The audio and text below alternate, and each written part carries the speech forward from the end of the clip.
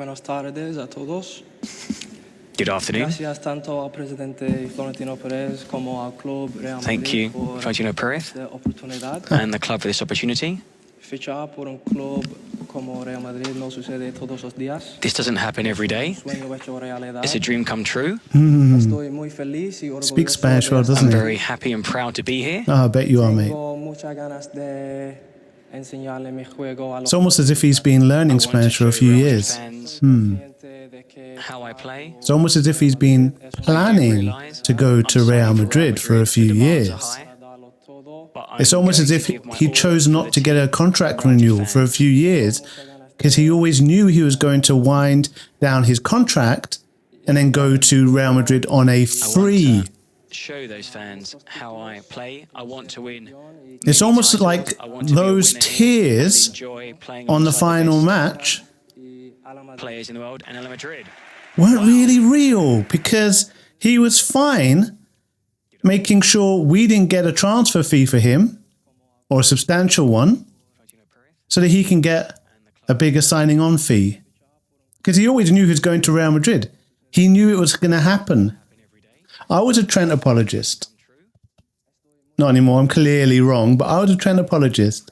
I was like, maybe he just hadn't fully decided until close to the end of his season. Maybe he just really didn't know. He was torn between his love for Liverpool and his ambition of trying something new, wanting to stretch himself in a different environment, just take himself out of his comfort zone.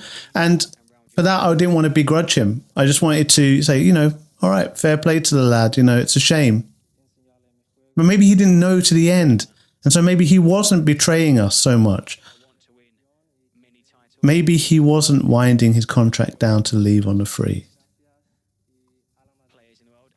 But now I can see he's had a 2-year subscription to Duolingo.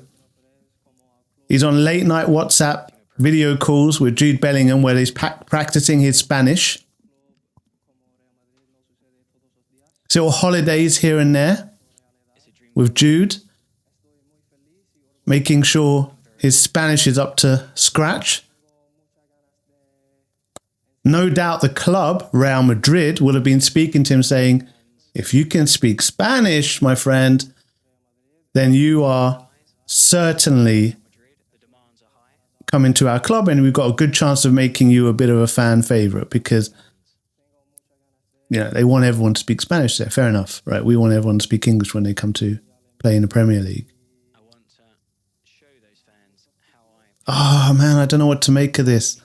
It really does feel like a kick in the teeth, doesn't it?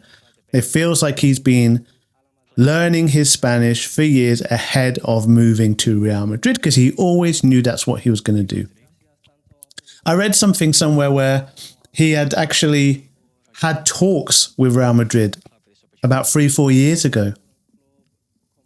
And it was, you're not quite ready, but take your last contract at Liverpool, and when that's done, we'll come and get you.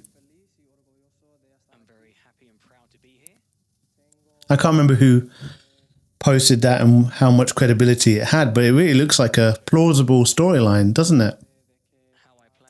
I'm annoyed. I'm sure you are. Or if you're not, tell me why I shouldn't be. But I'm annoyed.